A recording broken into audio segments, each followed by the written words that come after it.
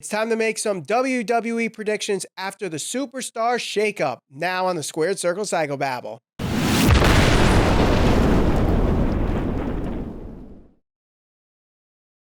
Hello and welcome to the Squared Circle Psychobabble. My name is Michael Valenti. This is Ralph Valenti. Don't forget to subscribe and hit that bell for notifications as we're trying to hit 5,000 YouTube subscribers before All Elite Wrestling, Double or Nothing. So we have the Superstar Shakeup complete. We're on the road to Money in the Bank, which we'll be at in Hartford, Connecticut on May 19th. So now we start the predictions for the short term, the medium term, and the long term here. So we each have 3 predictions to make. I'll let you start, Ralph. Your first prediction. Yeah. So since you just mentioned Money in the Bank, I'm glad you brought that up.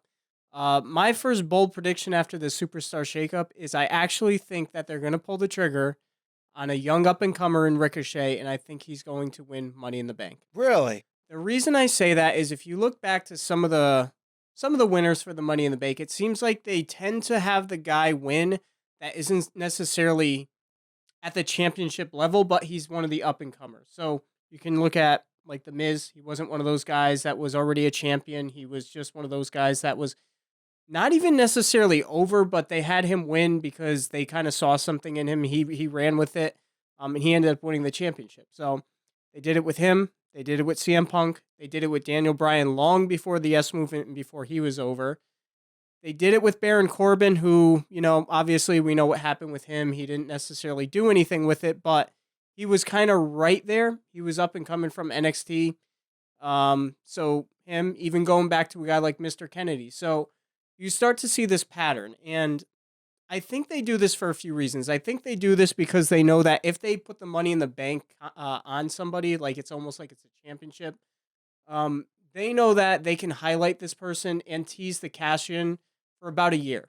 So it helps build suspense, and it also puts this person immediately in some type of storyline where, eyes and attention are on this person at all times. Yeah. Ricochet, to me, is somebody who has a very high ceiling in WWE and can do a lot of good things. He's very flashy. I think it'd be very easy for him to get over with the fans. So why the hell not? I'm going to say that they pull the trigger and put it on, and have him win the Money in the Bank. I'll disagree. I definitely think there is potential for Ricochet, but putting on my Vince hat here, I do not think he will be main event caliber just yet. Okay. One, he hasn't cut a promo yet on the main roster, so you have to first see how he's going to do with a promo. 2, he's got this thing with Aleister Black, so does that automatically separate the team? Mm-hmm. Do they create jealousy and Aleister Black, becomes a heel? Sure. What are you going to do with that? And I don't think Vince wants to separate them just yet. Surprising, because he hates tag teams all of a sudden. I shouldn't say all of a sudden, but still, just hates tag teams. And, Vince, for the most part, will not really book as I like to call them, flippy-floppy guys as a top champion. Yes. An athletic aerial type wrestler. Sure. Yes, Jeff Hardy had it for a while. Yes, Rey Mysterio had it for a while, but their reigns were not memorable or long. Yep. So I personally don't see it. One person I do see winning Money in the Bank, and this is my first bold prediction, it's not on the men's side, it's the women. I think Sasha Banks wins Money in the Bank this year. God. Okay. Yes. There we go with the Sasha saga. So the rumor that seemed to circle around last week was that Sasha Banks is set for a big push now that she's broken away from Bayley as she goes to SmackDown. Thank God that they've broken them up. Yes, and that she could be winning Money in the Bank. Okay. I could honestly see them doing the same thing that they did last year's Money in the Bank with Alexa Bliss, running in, pinning to win the Raw Women's Championship, pinning Nia Jax to protect both Nia and Ronda Rousey. Mm-hmm. They could do the same thing here by protecting Becky Lynch and Lacey Evans, have her come in, make it a triple threat match. Sasha could pin Lacey Evans and win the Raw Women's Championship. And you could start a feud with Becky and Sasha Banks. And I think that's what Sasha Banks needs right now. Yeah. I know there's a couple people out there on Twitter that are saying, if this affects Lacey Evans' push, then I'll get mad and all this other stuff, that there actually are some fans that are supporting Lacey Evans right now. Honestly, I think it's too early. Let that Lacey Evans versus Becky Lynch match happen at SummerSlam. Let it happen at SummerSlam. I think it's a great idea to put them together because you have the women's right and the disarm her, the man versus the lady. The storyline's there. To rush it as Lacey Evans' first storyline is way too early, in my opinion. Yep. Way too early. Okay. My second prediction here has to do with one of those other NXT call-ups that happened in the class of Lacey Evans, and that's Lars Sullivan. Lars Sullivan went on social media and said that he has a realistic goal of winning the WWE Championship within 18 months. I'm going to say it's going to happen a lot sooner than that, and I wouldn't be surprised if it happens by SummerSlam. Lars Sullivan will be WWE Champion before the year is out. That's my prediction there. Okay. That is certainly a bold prediction. My other prediction is going to be this. I think that Drew McIntyre is going to be the guy that takes the belt off Seth Rollins. Okay. The reason I say that is this. When you look at the lay of the land of Monday Night Raw right now, what other legitimate contenders, assuming Lars Sullivan, who knows where he's going to end up? It looks like SmackDown is his landing spot. It's kind of, and shockingly, somehow the commentators didn't even have an answer for it. They just kind of were befuddled. Oh, did you happen to listen to JR's his podcast? Some of it, yeah. So on his last Ross report before it changes to whatever it is with Conrad Thompson, he was talking to Cody Rhodes and basically said that the commentators are stupid. They're too stupid for their own good. Yep. And this is a prime example of that because, they're so, they don't know who's on what show and they're supposed to react like, oh, is he on Raw now? Is he on SmackDown now? Yep. Instead of saying he's now officially on Raw, he's now officially on SmackDown.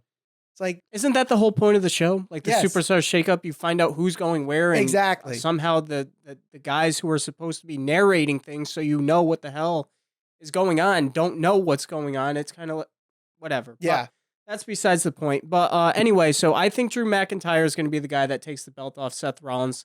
When you look at the lay of the land on Monday Night Raw, you don't necessarily have that strong heel. No. Now that they've done some shifting around, they got guys like Roman Reigns off of Monday Night Raw, put him on SmackDown. They cleared things out a bit. I think he's the guy. I think I don't see another credible heel right now. I don't think Lashley's the guy. I don't think he's built up. I don't think Baron Corbin's the guy. I can't see them turning Braun Strowman anytime soon. Again, hopefully that's not the case. I could see Corbin. I could see it. They really like Baron Corbin. I could see it because it just seems like one of those things that WWE would do just to almost like spite their fan. Oh, he's getting heat. He's getting booed. It's like, no, they just don't want to see the guy. I get it. He's a heel. He's supposed to get booed, but I don't know if that's the right type of heat. That's like, I want to turn my freaking TV off type heat. But Drew McIntyre, he's got tons of talent. He's got a great look. He's good on the mic. I mean, he seems to be the guy to me that takes the belt off Seth. I could definitely see it too, but I think it's not going to be for a while because my third bold prediction is that eventually, at some point before WrestleMania 36 or even at WrestleMania 36, we are going to see Seth Rollins versus Roman Reigns. Okay. Yep. Yes, Roman Reigns is on SmackDown Live now, and for obvious reasons, now that they're going to Fox, they need that star power, and Roman is the star power right now, whether you like it or not. Roman's the star power. And, you could set this up as either Roman would be WWE Champion and Seth would be Universal Champion, and you get the match at Survivor Series, the one night a year where Raw and SmackDown go head in direct competition.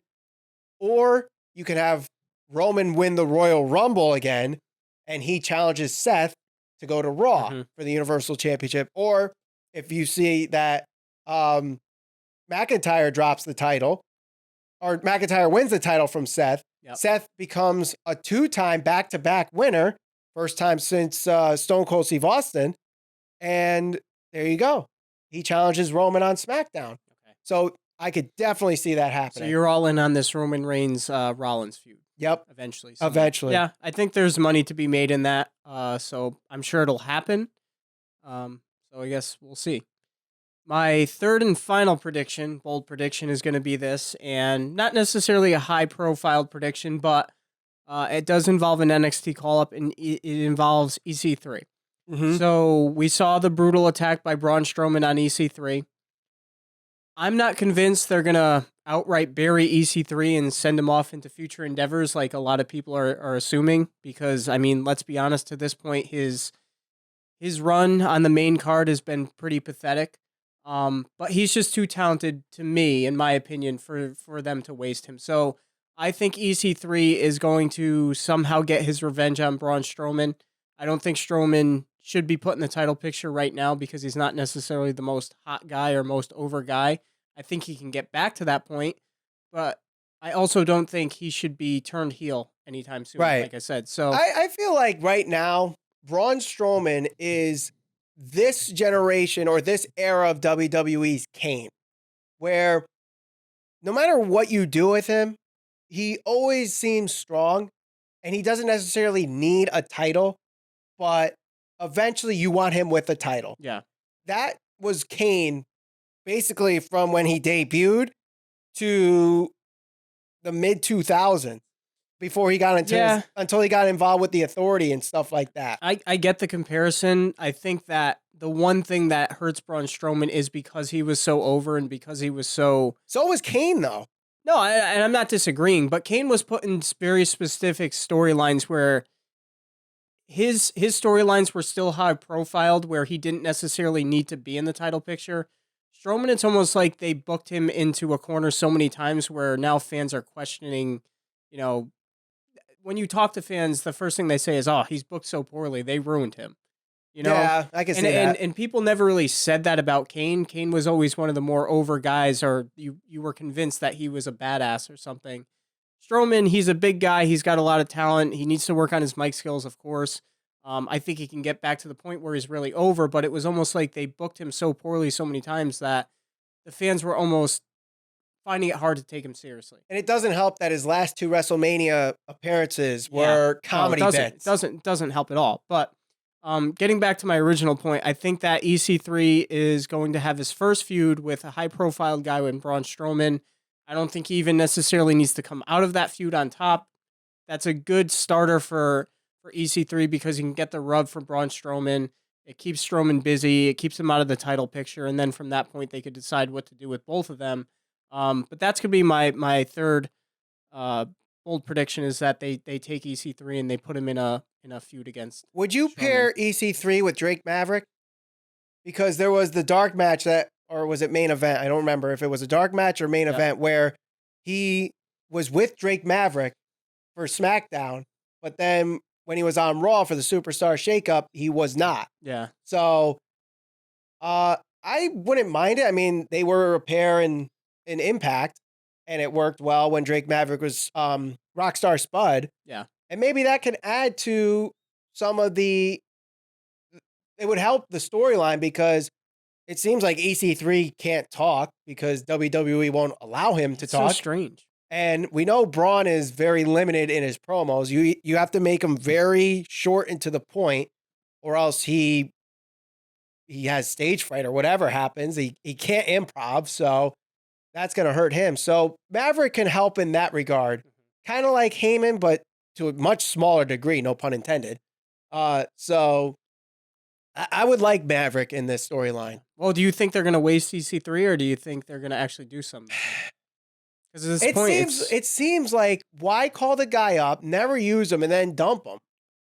I mean, it's not the first time WWE has done questionable things, or misused NXT talent. Yeah, but especially when he didn't even have a real storyline yet. Yeah. He never even got a chance. It's like, you got a call up, and then 5 months later, you're going to get released. Yeah. I'm not saying he's going to get released, but I just don't know if they're going to. I hope they do something with him. Yeah. It's like they had him beat Dean Ambrose only to lose again and then not do anything. And then the way he was put out through the stage, it's like they're hiding him again, maybe to interfere with the Samoa Joe Braun Strowman match, if there is one at Money in the Bank. Yep. I don't know.